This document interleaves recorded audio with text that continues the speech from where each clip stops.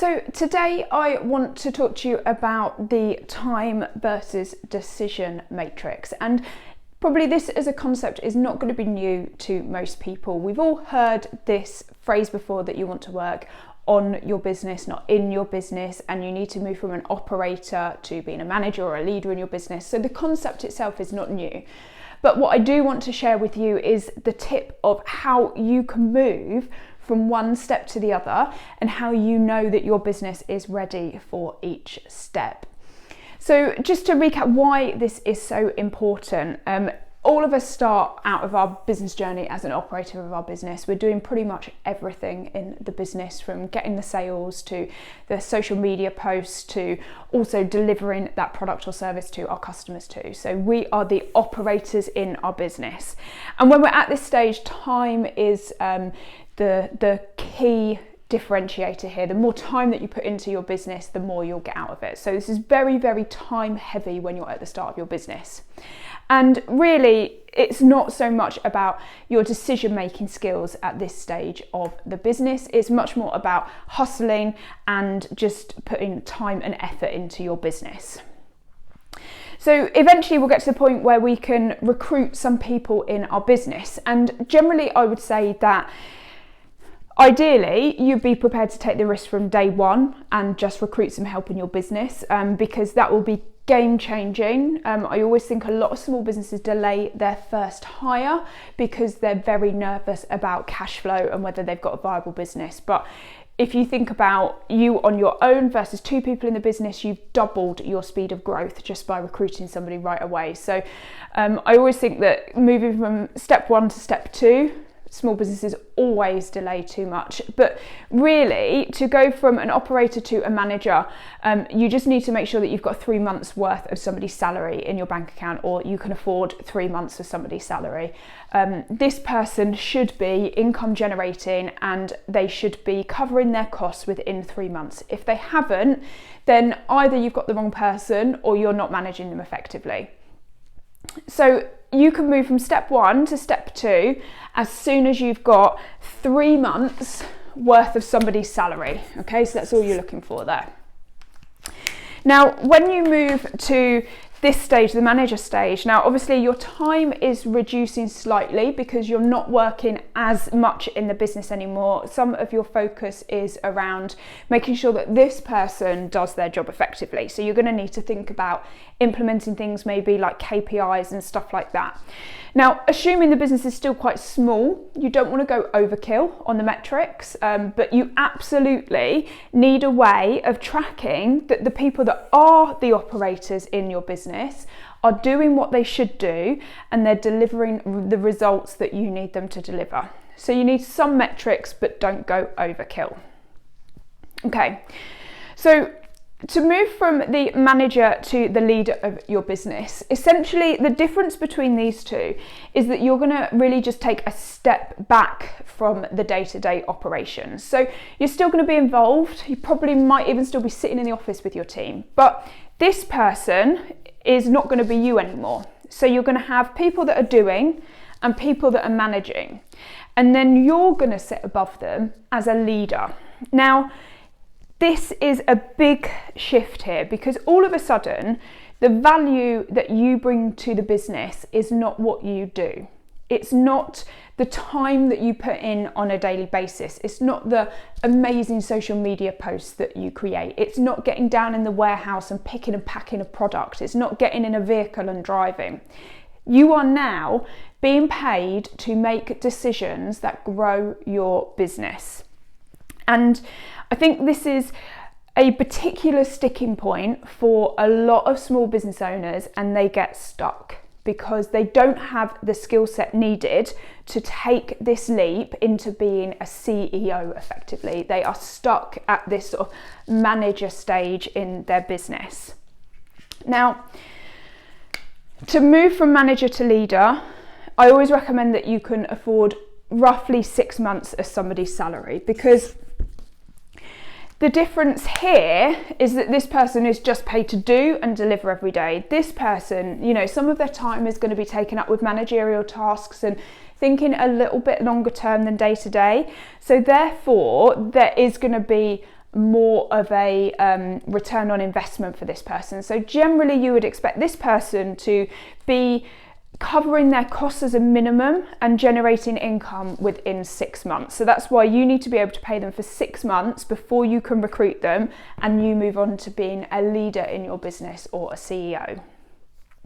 So the reason why businesses get stuck, as I said, was because they don't have the skill set required to move to leader. They still act as a manager in their business, so they still want to be involved in the day-to-day. They want to tell people what to do. They want to be hands-on and do everything. Whereas if we think about the leader of a massive big corporation, for example, they often don't go into the business. They don't know how the systems work. They don't know how things happen in the business day to day. They're paid to sit in their job and make long-term decisions about how to grow their business. And the skill set needed for a leader of a business versus a manager of a business is much more about risk management and financial management skills and strategic skills. It's not about your ability to log onto your system and do something, or your ability to close a sales call, for example. Now, of course, the reality is in small business is that even when you sit in this position, you are still going to be dragged into some of the day-to-day stuff. You know, when somebody calls in sick or you've got a big project happening, absolutely, you're going to have to roll your sleeves up and get stuck in. But what we're trying to suggest is that you're not putting no time into this area of your business, but the time that you're putting in is decreasing, and the value that you're bringing to your business through your decision-making skills is increasing. And if you're not doing anything to make yourself a better decision maker, then you're never going to get this promotion.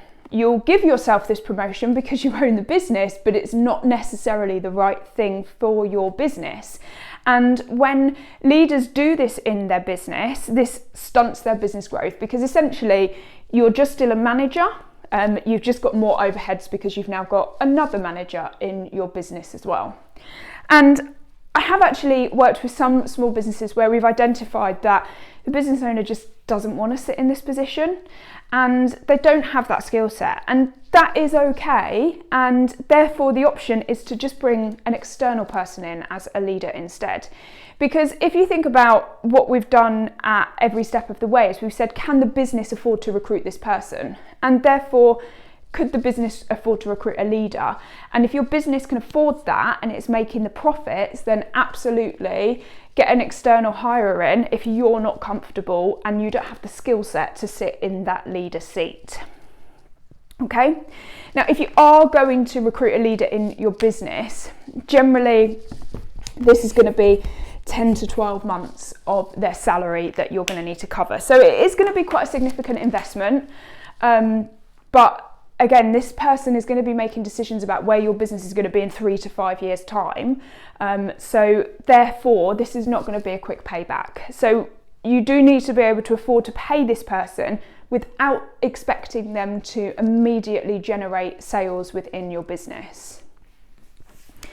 Now, this is really crucial when it comes to thinking about becoming an investor in your business, because at the end of the day, every business owner has to exit their business somehow.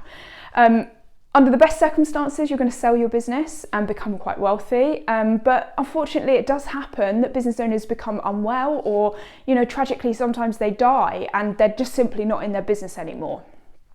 And that's why it's really, really important that your business is sustainably moving through these steps. Because if you don't have the money to pay a manager, for example, or a leader in your business, what happens if you can't do it anymore? And only once your business is generating a profit over and above the market salaries for these positions would an investor be interested in your business.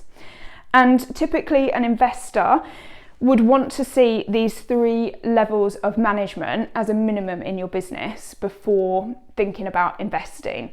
Often people get to this stage, they have some operators in their business that they're managing and they expect somebody to want to buy their business. But an investor, definitely doesn't want to be sitting in the manager's seat, and they don't want to be sitting in this leader's seat either, being the MD or the CEO in the business every day. They want to sit completely externally and pay somebody else to make the decisions.